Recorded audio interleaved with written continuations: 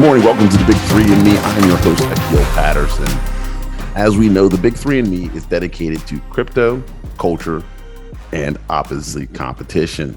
Today, I'm wearing my referee suit because I figured today was going to be an amazing day as we bring on Olympic bronze medalist and two-time world champion and one of the founders of the Black Wrestling Association, J'den Cox. Jayden, good morning and welcome to the Big Three and Me. How you doing, brother? Well, thank you for having me. Good morning to you. I'm doing really well. The new year is bringing a lot of exciting things my way. So I'm looking forward to, going after them. So it's going to be fun. 2022 is going to be fun. Wonderful, wonderful. So Jayden, let's start with your kind of competition, kind of culture, kind of situation. You're a two-time world champion, Olympic bronze medalist in the Rio Games. Just take us through your journey to get there, number one, and the dedication that it kind of took to fulfill most of your lifelong dreams, because we know that you may not have gotten all yet, so most of them.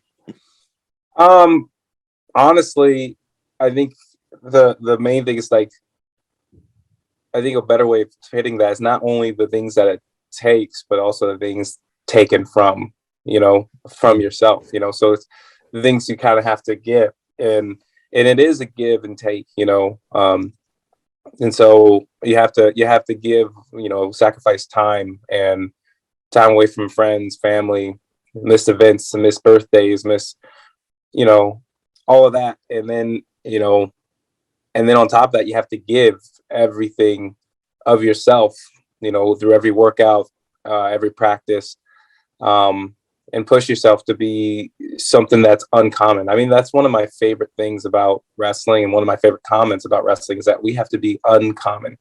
There's not many sports of which you tear yourself down to still go and prepare yourself to be the best and have to perform at your best. Every other sport, you always look to build yourself up.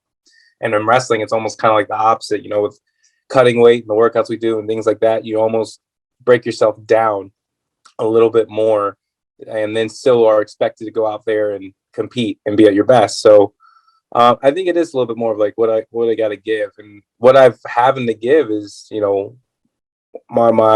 my heart and soul in every workout. Like I said, I'd have to give up my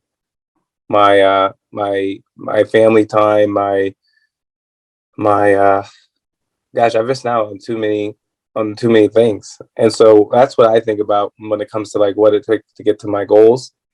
And also that's why I think I'm so motivated, to get there too, because I'm also a person that's like, well, if I'm going to be missing, my nephew and niece's birthdays, if I'm not going to be home so much that when I get to go home, I don't recognize them, because I'm grinding and I'm trying to, then I'm going to make it worth it, and so it's kind of motivating, but also like it might sound a little dark, but at the same time, like it, I don't want to get it confused. Like I love what I do, and I love the passion that it takes.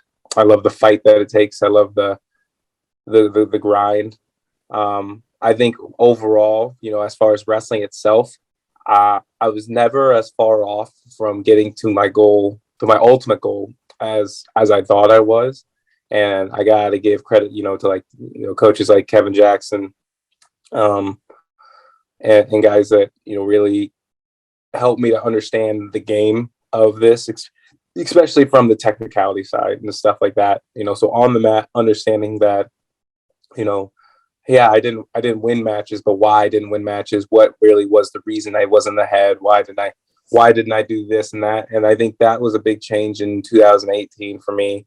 In 19 to win titles was little differences, so always there, just playing the game a little better, and having a little bit better tactics, along with great technique as well. But I don't think any of those things would matter if you don't make the necessarily sacrifices. So I think before you can ask, like, what are you willing to take and to get where you want to be, it's kind of, the question is like, what are you willing to give? And then once you answer that, that will kind of solidify your answer or help you know how far you're willing or able to go. So I'm wrestling took a lot out of me. From trying to make the Olympic team, which I didn't, but I always say Jamil Byers is the reason I didn't make it. The truth of the matter was, I wasn't as good as I thought. Top 3, yes. Number 1, that's tough. Yeah, for sure. Tough. People always say, I said, if this was swimming, I would have made every Olympic team, but it's not swimming. Like, we take the number 1 person, and sometimes there's that big difference between number 1 and number 3. Like, it's sometimes night and day. For sure. You, depending on what weight class you're in, it is night and day. If it's 92 or 96 kilos, it's like, okay, there's a little bit less of a gap here. And I only say that because I've had the honor, literally the honor of training one of your biggest competitors and now a pretty good friend, Kyle Schneider. I always say, I always bet on black until it wrestles Kyle Schneider. It's like, I always bet on black until it wrestles Kyle Schneider. Then I'm not too sure. So I had the privilege of training one of your biggest competitors, Olympic gold medalist, Kyle Schneider. And so now, but not just that, I've seen you since you were at least 14, 15 years old, on the mat. Yeah. So, I'm watching you and him battle. I mean, you're a year older than him, but I'm watching you two battle. And I'm thinking, wow, there's something special about these two young men. And so talk a little bit about how having someone that is close in competition skill level, that's able to push you to want to be better, because that they're just always a few feet away from nipping at your heels. Well, Akil, you know me. I that's something I don't really think about. I haven't thought about that ever, to be honest. I know Kyle does, and we've talked about it. We're very different people, and and I think that, and it's funny because I say I'm gonna say things like, "Oh, we're friends," but he just made the post that like this exhibition is not going to be a friendly exhibition, and it's just be like, well, of course, that Kyle, when we wrestle, I'm going to try to rip your face off, bro. Like, it's all fine. Like, it's all fine, bro. Like, I get that. Like, you didn't have to put it out there, but I mean, it was whatever. But like, we're friends and we talk about things like this. We discuss things like this. And I know for him, he was like, like, he's like, no one could touch him. He believed nobody could touch him, in the nation and whatnot. And for me, I didn't know anybody anyway, and I wasn't paying attention. And I was just like, let's go. We're going to Fargo. Let's go have some fun. And so it's just kind of like, it's two answers to the same question that work, like being focused on it. But I think now, over the last couple of years working together, being on a few teams together, and also I think overall having a genuine respect for one another. It's not even the fact that we understand. And I think every guy understands, no matter what weight they're at, especially when they're going against a good guy, that we are eventually going to have to cross paths. Like, we can't tiptoe around it. But at the same time, we also, I think the way we think about it, or the way at least I think about it, is like we honor ourselves more by helping prepare our each other to be the best, so that when the day comes, that we know that whoever wins, these matchups is completely prepared and 100%, is completely prepared and 100% beats me at my best and beats. And also I get to face, because I'm doing myself a disservice, I get to face someone at their best. And so, I've anytime that, and I have to say it both ways, anytime I've asked Schneider or Schneider's asked me to work out or go over stuff and whatnot, like without hesitation, like, yeah, I'll go. Man, let's work on this. Let's get it done. Like, I got no problem with it, and for me, and some people try to say like, and then people will bring up like, well, why would you show this? Like, why would you let them see it? Like, now you're giving them, letting them see this and that and whatnot. And for me, it's like, man, this sport ain't about what you know. It's about what you can stop. So if you can, and I have a lot of confidence in myself that you may have been able to feel it, see it a couple times, and know it. I'm putting my money on me that you can't stop it though. Now, see, yeah. So as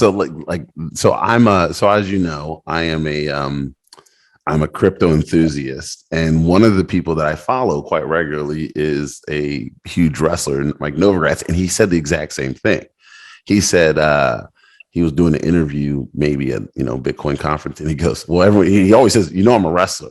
He's like, "So you're not going to stop me." That's literally what he said. He's like if I think I'm going to achieve something, you're not going to stop me. It's like, I may not make it, but you're not going to stop me. Like, I may not win, but you're not going to stop me. Like I the only thing that I think I take from that, it's like the shot clock runs out. Time has expired. That's how you stop me, because that's the goal. The goal is like, listen, if time runs out and there's no more time on the clock and I didn't achieve the goal, well, that's how I got stopped. But the person didn't stop me, because guess what? I was going to keep going until somebody pulled me off. Right. And I remember there was a football coach at Navy when I was a kid, and he was an old Southern coach. And he said it very distinctly. He said, "Boy, never give yourself permission to quit." And I thought he was crazy. Never give yourself permission to quit. I mean, of course, I'm going to give myself permission to quit. I'm tired. I'm broken. Right. I want to go home. But as you get older, you start to recognize that language that's the defeatist attitude. Like, I'm going to quit now. It's like, no, let someone else tell me time's up. Mm-hmm. Right. And I think that is, and for me, that's how I attack business in life. I mean, is that something that you transfer over to your advocacy in everyday life? Like, hey, okay, fine. If I'm not going to stop now. I think I try to. I mean, one of the things, like, because now we're talking about some like maximal effort, right? And maximal effort in the sense of like let me put it, if I'm gonna put this like in weight, in a, like, if you're lifting weights, right?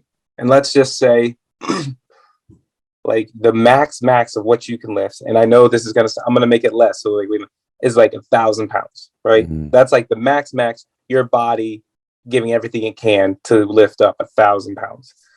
That is something that is hard to replicate day in and day out. And more than likely, you won't be able to replicate it, right? Because you've literally strained yourself to do this great feat, right? But I do believe that, hey, I repped out and maxed out this 1,000 pounds. My body and whatnot will not allow me to do 1,000 pounds again, even if my mentality tells me to, right? It's like, my body is saying no, like it will not happen. And I've gotten on the bar, it won't let me. But you know what it is? It's letting me rep 800 pounds and giving my max on that. I think that's kind of where I take my mindset. Like, I don't care where I am at on the scale. If I'm at 60%, 80%, 100%. And if I'm at 100%, more than likely, I'm probably going to pass out.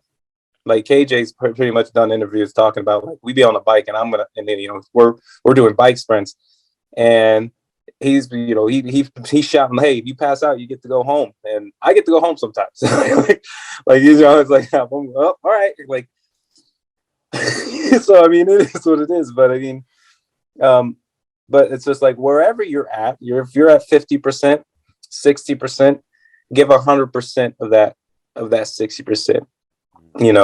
And even though it may not look the same as 100% of you, it's still training the mindset to that. I don't give up, and I don't quit, and I don't hold back. And as long as you can keep doing that day in and day out, and it's with everything you do, whether it's, the easy workouts or the most grinding ones. It doesn't matter. That's what I aim to do. And it takes a lot of practice. It's not something and it really comes down to actually, and this is something I've been preaching to a lot of kids right now, is like your comfort and your goals, right? And, we all have these. And so like everyone, they make a goal and we're all like a New Year's resolution, right? Everyone's like, New Year's resolution, it's up here. Like, it's the only thing that matters, right? I'm going to get that. Like, that's what happens, right? And they're not even thinking about your comfort. And then it starts to be like, well, this is what it takes to get to this goal. And so that's uncomfortable. And then my thought about what the New Year's resolution kind of comes down. And then, well, I have to go to bed early. I want to go out with my friends. And then it's, the worry about the New Year's resolution starts to change, and the comfort, what you want for your comfort, starts to rise. So it's kind of like when I tell kids this, it's just kind of like the one thing that combats your goals more than anything, and that's in life or even your sport, is your comfort. Your comfort's going to make you want to do your comfort. Like I give them this example. I have to do some circuit lifts sometime, and I get 2 minutes to rest between. Okay. Comfort, when I come to that rest point, tells me how many seconds can I get extra to get some rest? Can I get 10 seconds? Can I get 20 seconds? Can I get 30 seconds maybe? The importance of my goals say, get on the line at 2 minutes. You should be on the line before 2 minutes. Comfort in a wrestling match, right? Comfort says, hey, you know what? It's the third period. A minute to go. I should come up in my stance a little bit. My back's a little bothering me. My legs are a little tired. Come up in my stance a little bit. My goals say, no, you stay in the right stance, period, at the end. You don't give up position. I'm going to go get my position, Comfort in the wrestling match, right? Oh, he's got inside ties. It's okay. I'm going to let my hands be on the outside. It's fine. This is not a wrestling podcast, man. I'm just saying. No, but this is the best way. This is the best way to explain it for me, though, because it translates into everything. Okay. Right. So if you take this same mentality out in life, like I just want to explain it. Like, this is how it's the difference, right, between the two. So like whenever we go on the outside, right, in the outside world, a lot of people, like if you take it out, a lot of people act, and it doesn't seem like it, but they act out of comfort rather than their actual goals or perseverance, right? They act for what makes them feel comfortable, what makes them feel okay. And it's like, that's also why people don't get to where they want to be, though. Like, that's also why people get held back. That's also why people can't see where issues lie and whatnot, because if it goes against their little box of, hey, I want to stay comfortable, I don't want to change, then it falls apart. Wrestling's the easiest way for me to explain this stuff, though. That's why I use it. No, and for me, I mean, I'm as I always tell people, I'm more intersectional than a British freeway. So I've got a lot of things going on here. So I mean, I'm like, well, I get you, but here's where I think, I want to just slightly shift, subject matters now, because there is something that you did last summer with Nate Jackson and Kevin Gadsden and other wrestlers. And you guys helped found the Black Wrestlers Association. And we had Jahi on last week. And Jahi's, or maybe a couple weeks ago, we had Jahi on. And Jahi is, he's an amazing, smart HBCU, executive director, crazy knowledge. He even was talking about finance and technology and how his drive from wrestling came into the world that he's in now. But guys like you're in this weird place because you're a competitive international Olympic level wrestler. This is your full-time job, but you're also a man. I'm not going to call you kid anymore. You're a man with some intersectionality to yourself. I mean, most people don't realize that you are hearing impaired a little bit. You do have your hard of hearing. And that you also are a man that grew up in Missouri, and Right. for me, it's very hard to like say, look, this young man don't fit in a box.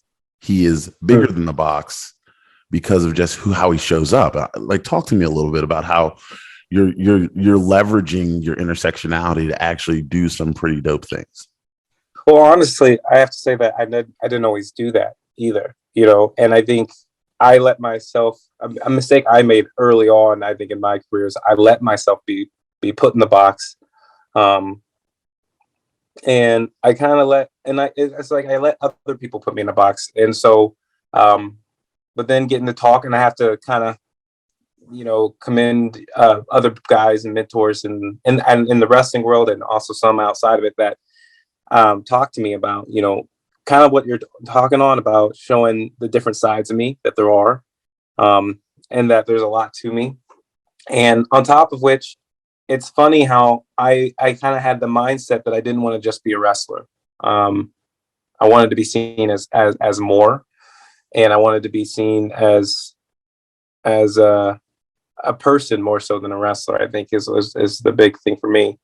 But on all fronts, what you're talking about with, hearing impaired and the BWA, I just find ways to make them a part of my life, and a great part of my life. And so, I mean, like with the being here, I remember, and I think it was 2017 or 18. I remember I took Joe Russell, a couple other USA Wrestling members. We went to the School of the Deaf at for the deaf and blind in Colorado Springs. And it was really a great time, and just sharing my experiences with them. And my biggest goal for them is just to show that you can do whatever it is you want to do.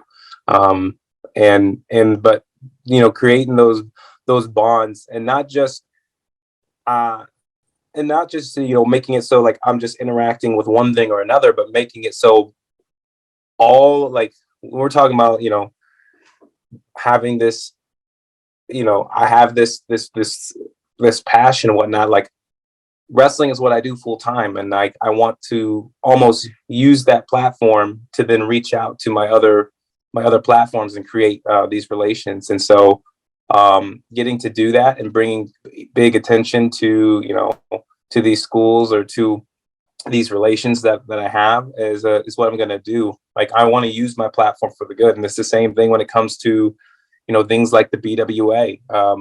We want to, and even bigger, I think, actually, to create more equal opportunities and conversations about very difficult things, and to get to use my platform to then bring that to the forefront, and also at the same time,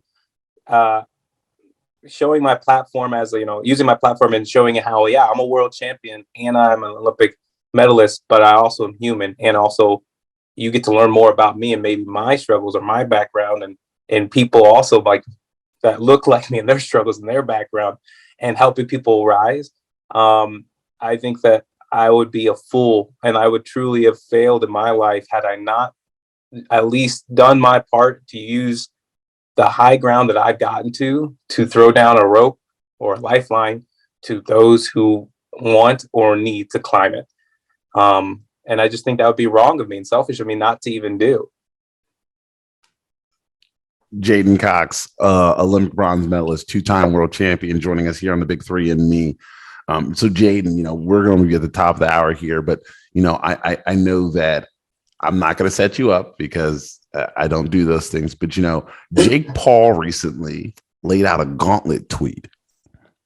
Did you hear about this?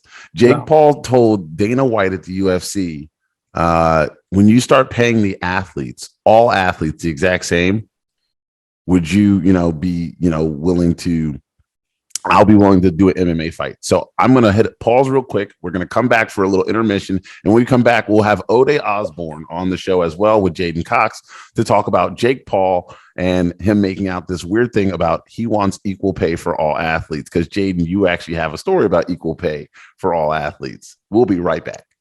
Welcome back to the Big Three and Me. I'm your host, Akil Patterson. Today, I've got Olympic bronze medalist, two-time world champion J'den Cox, and I've got UFC fighter contender Ode Osbourne. What's up, Ode?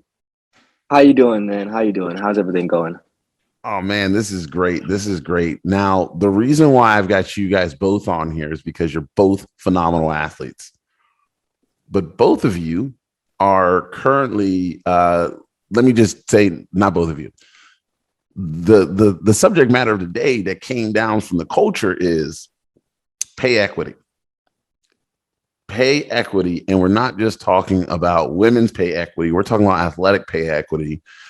And what I saw recently is that Jake Paul said that he will do a UFC fight if Dana White brought pay equity to the UFC. And I don't want to get too much into it because there's individual contracts, there's confidentiality.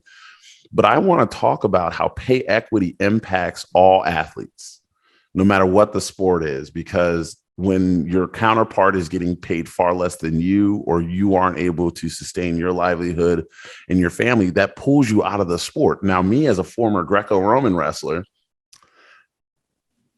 I got paid pennies. I made $300 a month. Yeah. 4 years. Like, I was the lowest paid, and I brought in the most money. But I was like, But it was always like, well, you're not as talented as so-and-so, so they have higher value. And so I knew what it was like to be like, that's what made me a hustler, right? It made me a grinder. Like, I'm out here like, hey, what do you do? What do you do? Like, I'm sitting here talking to everybody and their mother because I know that I need to eat tomorrow. Right. And I have Facts. walked down to, I was on welfare. I was on food stamps when I was a competitive athlete. There's a lot of people that have come from that situation. So I want to ask you guys, let's start with Ode a little bit. Just talk about how this financially has how impacted you've been because you've decided to become a professional athlete. Pros or lower level MMA fighters, well, that's not in the UFC, they're probably making like, I don't know, $2,000, which is nothing. You know what I mean? Like per fight, like $2,000 per fight, not being in the UFC. So for me, you know what I mean? It was weird because when COVID happened, that was the first time that it really hit me. That was like, oh my God, I'm in the UFC, but I don't have any money. That was the first time it actually hit me. 2019, I wasn't able to. I only fought once that year, so I fought in January. And by the time I fought in January, by March, I was pretty much broke. You know what I mean? Yeah. I was always broke. You know what I mean? But I had to kind of rely on my job as a teacher to kind of get by. So that really brought some things to the table, and it really affected the way I thought about money and sports as a whole. And I was just like, it really took me back because I was like, wow, you know what I mean? I spent my whole life trying to get to where I am right now. And here I am, like, I'm broke. I'm in that, like, you know what I mean? I'm a professional athlete. You know what I'm saying? I'm a high level professional athlete. So that's how it got, actually, that's how it really changed. It actually changed my life because I started thinking about different ways to make money. Like, Akil would say, okay, asking this person, what are you doing? What are you doing? What are you doing? So I wasn't fighting, so I had to figure out different ways to make money. And so now, like, I have crypto now, so that's another thing I have on the back end. But yeah, it's definitely a big issue. So Jayden, I know that you have been fighting for women's pay equity, and I know before we started, we said, isn't that what OnlyFans is for? Like, if we're gonna get pay equity, like it's like people gotta make money, and people always assume that OnlyFans is just for strippers or something like that. But people have used OnlyFans for just about everything. I mean, they've used OnlyFans to sell time to talk to their fans. So when as a big advocate for equity in sports, talk to me a little bit about like what you've seen from the amateur level about people trying to get funds. Well, I've seen I think a lot of people taking bad deals, for one. That's something I've seen a lot of. And it's kind of like one of those things where we're waiting for somebody to take the first right step. And,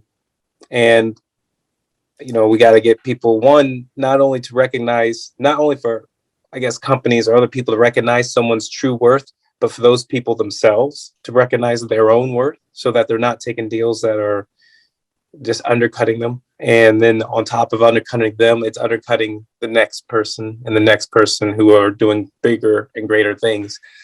But I've seen world Olympic medalists, champions, you know, not being able to pay their rent. You know, I've seen people struggling paycheck to paycheck, and you know, it's crazy to me to think about, because whenever you're in a room with such great athletes, and then you're hearing like, yeah, I'm not doing it too hot, like money's really tight, and I'm not, and they're just not in the right headspace because of what's happening outside of the room. You know, you talk about how does finance affect athletes? Like the way I see this is like, pay me a lot of money so I don't have to worry about nothing. So the only thing I got to worry about is getting in the room, giving my best, and grinding. You do that. You take care of everything. I can give you my best and give you my all. But, you know, there's some athletes that just aren't able to, like, you know, Ode's talking about having to teach, you know, like he's trying to get ready to fight people and, you know, literally have another grown man try to beat his face in. And yet he's over here like 2 + 2 is 4. Like it's like, it blows my mind. If he can remember it. If he can remember it. Right. Like, hold up. Like he's, you know, like, but that blows my mind. And so to know that those things are real and those things are happening shows that there is a big issue. Especially, and I'm not going to discredit, because I think for all athletes, you know, for the most part, we struggle with this, you know, but especially whenever I see that I got, you know, I'm not using it, but I got Olympic or world medalists saying we only get $400 a month or so, like, and it's like, why, you know, or I see some of the deals, I'm like, why would you sign this deal? Like, that's not okay. Like, you know, you deserve more, you deserve better. And, you know, so we tried, you know, Sally, I believe in what Sally's doing. I believe in Wrestle Like a Girl. And we're, you know, I think we know, you know, last time we talked about this, you know, we were trying to come up with tiers of you know, contracts that are okay to be signed if you've done so and so and so on. So hopefully, you know, we can turn this around, but it is a crazy thing, the stories I've heard from such accomplished people of what they have to go through. So Ode, back to you. Go ahead. Yeah. So no, I was gonna say. So I do have to play devil's advocate here a little bit with a lot of the, I was gonna say, fighters. You know what I'm saying? Because I see a lot of people. I go and I see comments all the time, and a lot of people say in the comments, a lot of people are like, you know, well, you know what you signed up for. You know what I'm saying? They're like, you know what you signed up for. So now that you're not getting, you know, now that you're not getting paid, why are you complaining about it now? You know what I'm saying? So there is a little bit of like yeah, we knew what we signed up for, but at the same time, it's like the only thing that's, you know what I'm saying? When you read the contract and you sign on the dotted line, it's like, wow, I've been working my whole life here to get here. Do I just not sign the dotted line? You don't sign the dotted line, you don't get the position. Yeah, I was going to say, but did you really know what you were signing up for? Because you know what, for me, you know, look, guys, I went to Washington University School of Law. Okay. Yeah. I went to school and I still go, what the fuck does this say? Like, what the F is this saying? Like I read, like, I'm like, I don't even know. Like, I say, do you really know? Because I'm just saying, at 22 years old, I was not equipped when I came out of just traditional college to know what a good contract was and what a bad contract was. So how do you know, and who's teaching you these things? So here to touch on that, most people don't truly know. What I say is, a lot of people just aren't educated financially, right? So what I mean by that is, when you see on the dotted line, oh, $10,000 to fight, another $10,000 to win. You're like, oh man, I get 20 grand if I win this fight. And you know what I'm saying? If you're not financially educated, you're like, oh man, 20 grand to win this fight is that's, you know what I'm saying? So that's the trick right there. That's how it gets you. You know what I'm saying? That's how you're like, oh, this is great. But for me, I already know, like, I'm not here for this first contract. You know, every fighter gets a certain amount of fights on their contract, then they sign a new contract. You know, so for me personally, I know going into this, like, I'm not banking on, you know, just being a lower level UFC fighter. Like, I want to be a world champion. This is your rookie contract, right? I just got out of it. So I just got out of my rookie contract, my last fight. But yeah, you know, a lot of people just, when they see that, they're like, oh man, you know what I mean? Until they get that 20 grand and it's gone, just like that. You know what I mean? Well, actually, my manager actually just walked in just now. He always tells us, like, you know, if we have 100 grand in our bank account, we're broke. You know, that's something that he says all the time. We're broke. He just keeps us thinking that, you know, if you have 100 grand in your bank account, you're broke. One of my favorite authors is actually Damon John, and he wrote this book called The Power of Broke. And that is one of the books that I live by, because effectively what he talks about is going, hey, you ain't got no money, so you're going to learn how to do something different to get that money. You know, you're going to keep grinding and working. And so with that, Jayden, as a non-professional, and again, air quotes in that, because I always think that any Olympic athlete is a professional. Do you see the same kind of parallels as, like, early on you get this kind of okay contract, but as you progress in your career, your contract might get a little bit better? For sure, you know, and I think for me it was a little bit different than for Ode. I think, like, because Ode's going into having a contract, and they kind of go off his amateur status, but right, I'm not wrong in assuming that, right, Ode? They could go off your amateur fights for that contract. No. Well, anyways, they go off his he has previous fights, obviously, before he fights professionally, right? So, and he signs those contracts. Yeah. But so they kind of go off of that, and so, but also that's kind of, you know, hard set, because it's like those are amateur fights, not professional fights, right? So how do we balance that? And how do you make up a contract? And I could see that being a little bit more difficult. I feel that my experience is a little bit different as far as it comes to signing contracts, because I was, you know, I was an Olympian / Olympic medalist, you know, coming out of my junior year of college. And so whenever I finished college, because in college, you know, you can't sign those contracts, you can't get any sponsors or anything. So you come out of college, couldn't. I forgot. The endorsements, You can get them now. And now. And matter of fact, because of that, that's one of the reasons why over here at Gokhshtein Media, G Media, the best new media company in the world. Why? Because you're watching me right now. We started, like, Ode got signed on with G Sports as a crypto athlete. So basically, we're going to be working with him to get him, you know, cryptocurrency deals. But that starts because we over here recognize, yo, these dudes ain't getting their fair share. Like, I'm saying it. Akil Patterson saying it. Come for me. You want to come for somebody, come for Big Daddy. Yo, I'll see you. But that's how it works, man. People just don't get their fair share. And it's like, because of this immense greed from people that aren't the competitors. But it's also because of what I was about to say, a misunderstanding of not understanding your own worth. I didn't understand the worth of an Olympic bronze medal.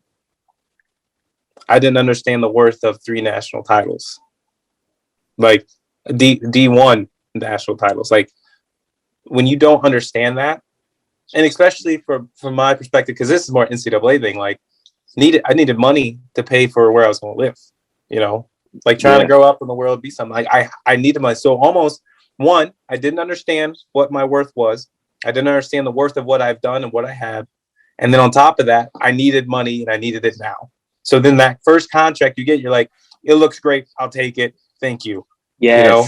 And then 3 years down the road, because our contract, are 3-4 years, depends on what you're signing, right? And you start doing some really good stuff. You're like, man, I won this medal, I did this, and I did that.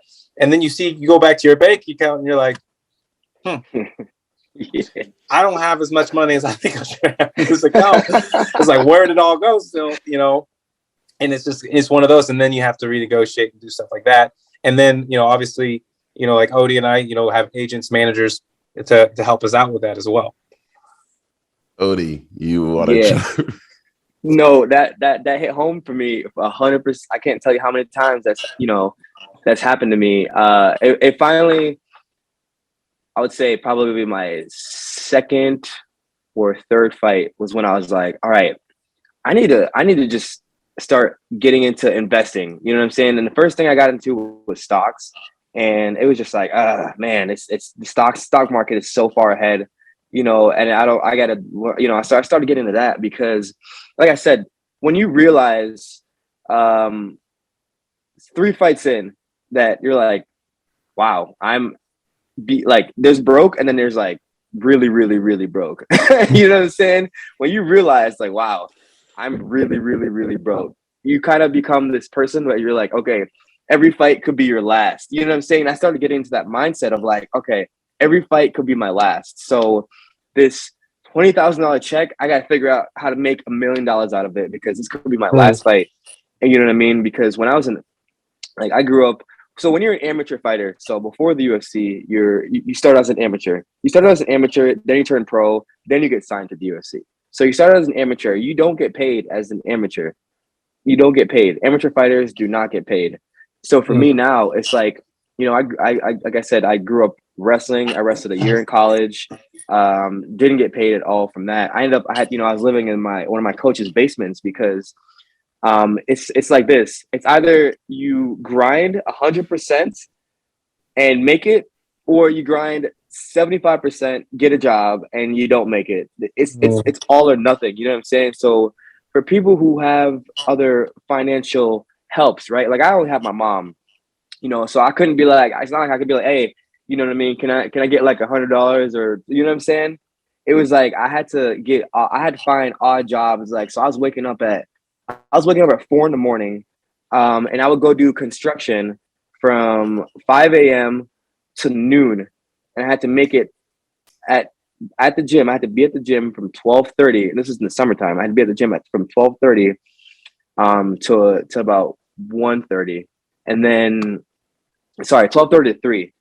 And then after that, it's like, okay, you know what I mean? But it's like getting a job from 8 a.m. to 11 it's one of the most impossible things. I've Indeed, all these different tried getting sponsors, none of it. And so, like you're saying, when you finally realize and understand like the situation that you're in, I think a lot of people, they're just not educated financially, because everybody thinks a lot of money is a little bit of money or no money at all.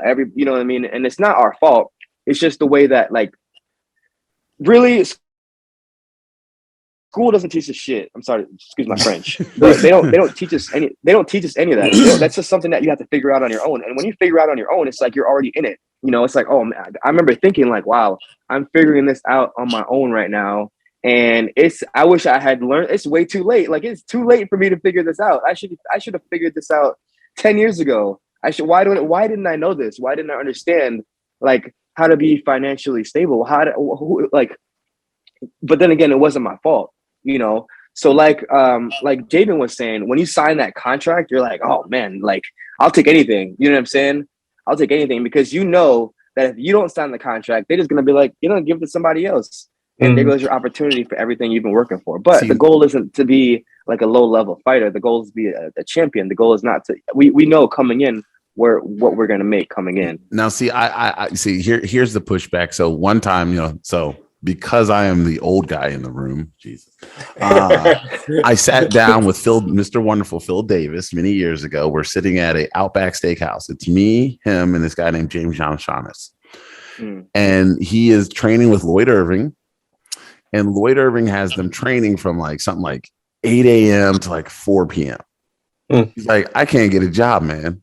So he has no money. He's eating at Outback, and I look around the table and I'm thinking, how sad is it? I'm the guy with the most money here.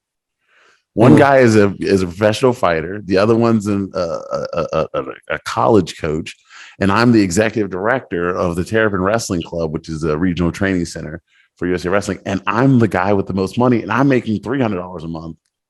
But I also have the ability to go out and get sponsorships, and I'm hustling. So, when you realize how because you ain't broke, you just like you can't afford the other letters of poor. You're just right?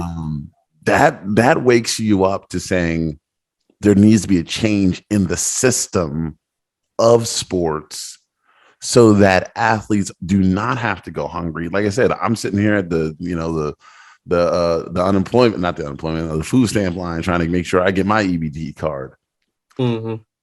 That to me speaks about how our culture believes that we want to uplift people as champions, but really keep them pretty low on the level. I mean, just because you see somebody on television don't mean they got any money. I mean, it really doesn't. It just means that that's when I learned the difference between fame and fortune. Like fame, anyone can be famous, but can they build a fortune off of that fame? A lot of people cannot. Because they just don't understand the intricacies of that. So, and they weren't. I'm sorry. No, go ahead. No, and I'm sorry. I was gonna say, and like it goes back to the education piece. You know what I mean? That's where the root comes in. It's that education piece. The difference between fame and fortune. Like anybody could be on TV and be famous, but not everybody can be rich. And everybody in the world thinks because you're on TV, you're rich. And, that's what we all thought as kids, too, watching, when the UFC was on Spike TV. I'm like, man, these dudes probably millionaires. You know what I'm saying? These dudes millionaires. It wasn't until you get older you understand the difference between fame and fortune. Well, and the thing is, too, is like, because I've had that same conversation. I went to a Men's Warehouse to get, I had to get a suit. Bought a suit for the first time this last year. I don't like them still. But oh no! First off, we got to fix that. I got a custom guy. They're way cheaper when you get custom suits with your name on. See that? Oh, hey, okay. You're gonna have to hook me up, Akil. Yeah, I got a guy with that. If anybody knows, and Jayden will tell you, I got a guy for that. I got a guy for everything. You got a guy for everything. Trust me. He got somebody for everything. It's what it is. But I was talking to this lady as, she's fitting me, and she's like, and she asked what I did. And I told her, she's like, oh, so you've been to the Olympics? I'm like, yeah. And then she's like, oh, you must be really rich and like make a lot of money in this. And I'm like, no. Whoa, hold up a little second. Like I don't make that kind of money. I don't do that. Like, and I kind of had to tell her, like, when I made an Olympic team, for a month before I left to go to the Olympics, I was living out of my car, like I'm in college still. And like, I'm living out of my car. Like it was, people have to understand, like there's that misconception. You see that like, oh, we see these people on TV, they're doing their sports and stuff. And it's like, I'd be willing to bet that most Olympians are struggling financially back at home rather than actually doing really well for themselves. I'd be willing to bet that for actually a lot of professional athletes are struggling financially more so than than what people give them credit for. I agree with that 100%. And then you have, like I said, college football, it just became legalized where you can make money, but I can't tell you how many college football games I played on my console. You know what I'm saying? Yeah. So like these people are making bank off these football jerseys on the, these video games, all you know what I mean? Same concept with, other leagues, like, let's say the UFC, for example. You know what I'm saying? Like how many we've all played the UFC games. Yes. Hey, but do we get any of the royalties? I don't know. See, this is I'm gonna try to save you from yourself on this one, Odie. I don't know. But what I will say is that every athlete has to start like, look, I'm not gonna lie. I told an Olympian, I said, why aren't you on the cover of a magazine? And it was her. And she goes, well, my agent says that's not my niche. And I says, what is your niche? And they said their sport. And I was like, that is the dumbest thing I've ever heard. That is the dumbest thing I've ever heard. That's not your niche. And only the people in your sport are your niche. F that. You are a beautiful human being. You have the ability to sell anything, but yet your agent is telling you not to do something because it's outside of your sport. That is stupid. Athletes have a very short window to capitalize on their name, image, and likeness. And if they don't start taking advantage of it today, I mean, like if they're going to see this podcast today, then you are falling behind because it is stupid to stay. Look, don't put me in a box. Right. Listen, I am a gay black man that is like, that is hyper intelligent, that is borderline personality, things. But there is no reason to put me in a box because guess what? My fortune isn't dependent on that box. It's dependent on how hard I'm willing to work for it. Exactly. And for sure. That is why in Jayden, you are not yet into crypto as heavy as I want you to be, but you will be by the end of this. Akil, I will say this though. You do need a box. You need a timeout box sometimes. I'm gonna be honest with you. So hey, go in your box, chill out for a second. Hold on. No, the world needs that though. You know what I'm saying? Like we need we need that 1% yang to balance out the 99% yang. You know what I'm saying? We need that. We need that the Jake Pauls of the world. You know what I'm saying? Because otherwise we get too comfortable. We get too like complacent, and we need sometimes we need to ruffle the bushes. Not only that, but it makes for, let's be real, it makes for a good I don't know the word I'm looking for. What's that? Makes for good drama. Yes, and we're in the entertainment business. Honestly, you know what I'm saying? We are in the entertainment business. But to go back to what Akil was saying, with you only have a small window, right? You only have a tiny window. That's so accurate.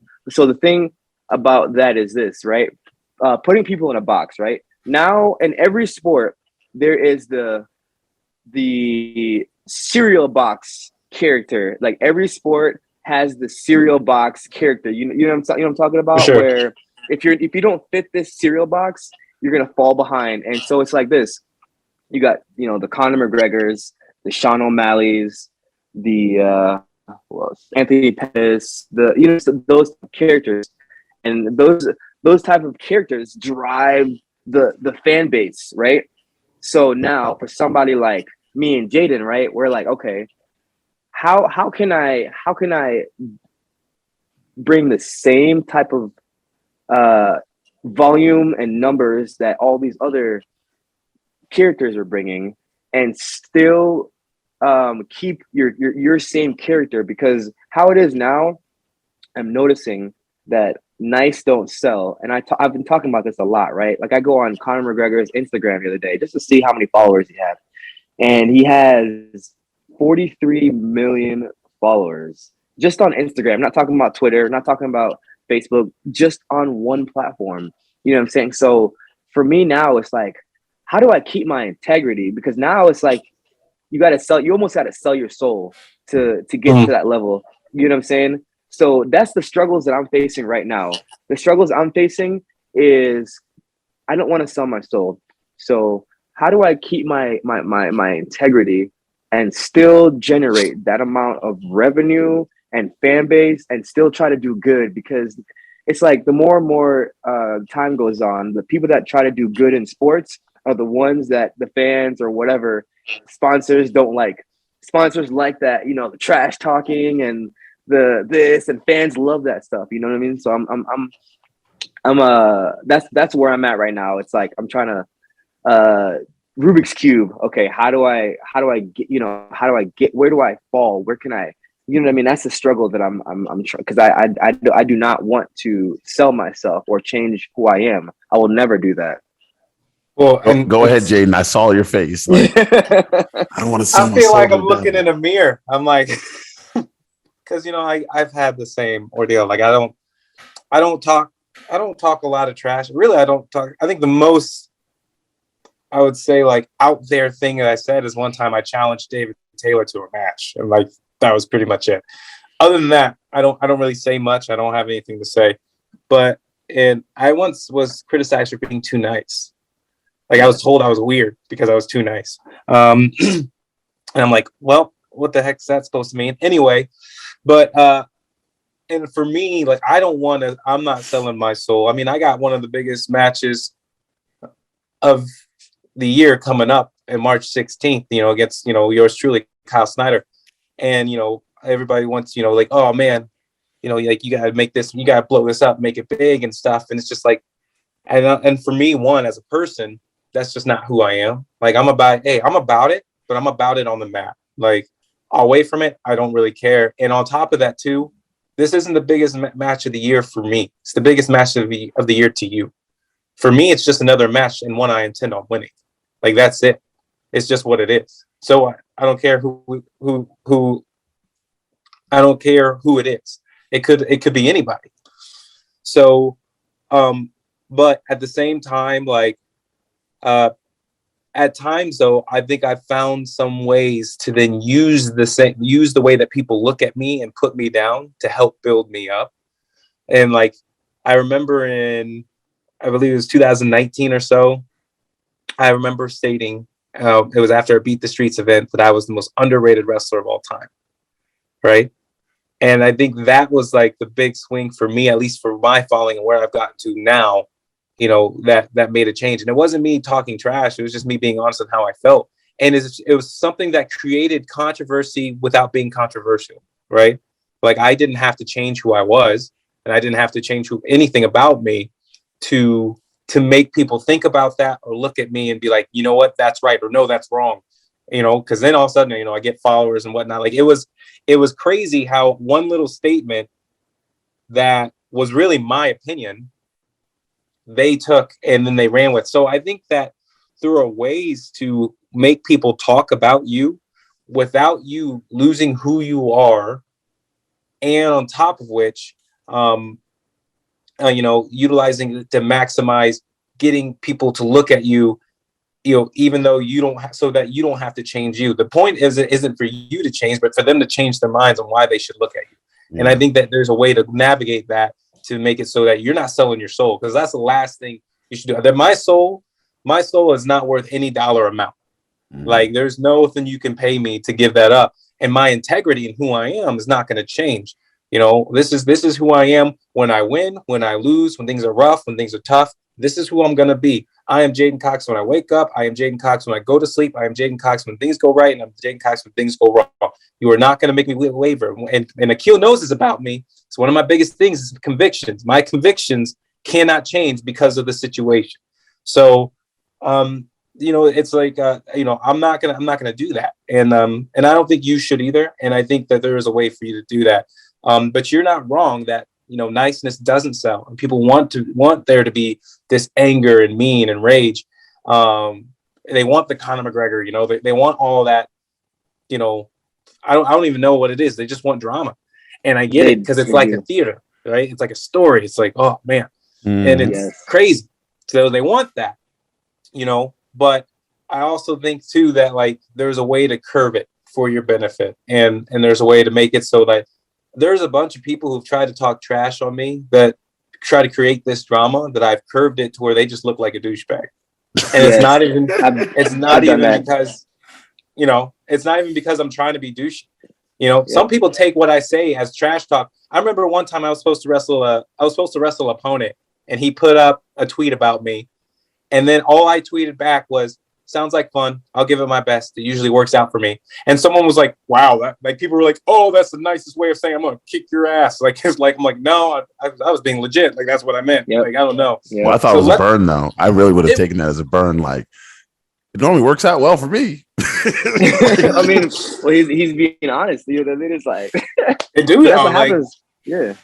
I don't know. But yourself. There's a way to do it though, man. There's a way to do it for sure. It sucks, because we have to work so much harder at getting the eyes on us. Yeah. But at the same time, it needs to be done.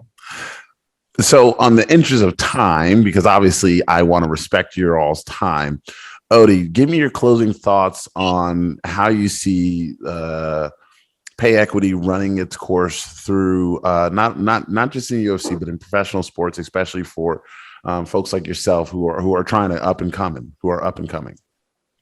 Well, like I said, man, I think, we need the Jake Pauls of the world to kind of ruffle the bushes. Because otherwise, you know what I mean? Like I said, if everybody was like believed one thing, we wouldn't get anywhere. So we need those 1 and 2 people that disagreed about, and like I said, kind of shake the branch a little bit. You know what I mean? Because like you said, going back to what Jayden said, people love drama. People love like that soap opera of boxing and MMA and it doesn't matter what you do, sports, you know what I'm saying? We people need that soap opera. So I think over time, I'm an optimist, right? I believe over time it will get better. It will. That's solely what I believe. I believe it will get better. You just gotta like hold on for dear life to that branch. You know what I mean? You just gotta hold on to dear life, because you don't want that branch breaking and you're not in it when it gets better. You know what I'm saying? And this is what I hope that I can say, man, I remember when I wasn't making any money and now I'm making a lot of money. You know what I mean? That's what I guess. I'm an optimist. So that's what I hope. That's what I feel. I think it will get better as time gets better, because that's life. Everything starts off, you know what I'm saying, as minimal, and then it's like, okay, now we're getting in the iPhone, now we're getting, you know what I'm saying, technology. Everything progresses as time goes by. But I think it's gonna take a lot of time, and it's gonna take a lot of ruffling of the bushes. Well, I look forward to seeing you compete in the crypto.com arena. Most definitely. And matter of fact, J'den Cox, 2028, will I get to see you in the crypto.com arena in Los Angeles? Because we can make that happen. Matter of fact, we got a guy that can make it happen even now, right? Akil's always got a guy. I don't know. I live day by day, so when that day comes, you'll know, and when I know, you'll know. But I do want to say something to what we've been talking about with Ode and Akil. I thank you guys for having me and allowing me to be on. But one thing I do got to say too is I don't like saying things kind of like, oh, it will be better and stuff like that. Like, and I understand what you mean by that, and I do agree, but also at the same time, I commend Jake Paul for what he said. But at the same time, I need someone other than Jake Paul to say it. Yes. Does that make sense? So like, oh, it does. Jake, so I commend it, and he's not wrong. And and trust me, that takes a lot for me to say, hey, this dude's knocked out 2 of my alumni, Ben Askren and Tyron Woodley. Like, those guys went to my school, wrestled here. So that's tough. That's tough for me to say, I trained with them. Yeah. So it's rough, right? It's like, dang, that hurts. And I know a guy. So, but like, I need, like, we need people like the Conor McGregors, we need the big names of the sports to say something, because I think what would be considered a sacrifice for us, right? And this, or for them, is actually something that would be huge for the opposition. Like, I remember, and the prime example is, like, I remember one time with one of my clubs, we had a conversation about, trying to be equal and equity and showing them. I'm like, hey, why don't you guys just not show me at all? And they were like, okay. They're like, why would we not show you? I'm like, because everyone else is going to show me. Like, if you don't care, don't show me at all. Don't put my face on anything. Show these women and show what they're doing, because I'm going to be doing my thing and they're going to show it somewhere else. And I think stuff like that is not bad for big names to do, because you can do it, because you're such a big name. You have the place to and the ability to give that sacrifice just a little bit, to give a shine to either issues that need to be brought up or people that deserve to be brought up. And, you know, that's something I hope that can be done sooner rather than later. Well, Ode, Jayden, thank you all very much for joining me. As I traditionally do, I give people my big three of the week. My big three cryptocurrencies of the week are going to be my wonderful OMI, because OMI, Wax, and Sand. Those are my big three of the week for my cryptocurrency picks. This is not financial advice. Nothing you heard here is financial advice, but it is advice that you should take. So with that being said, everyone, have a great day and an even better tomorrow. And remember, if someone hasn't told you they loved you, remember that I just did. Thank you and peace out.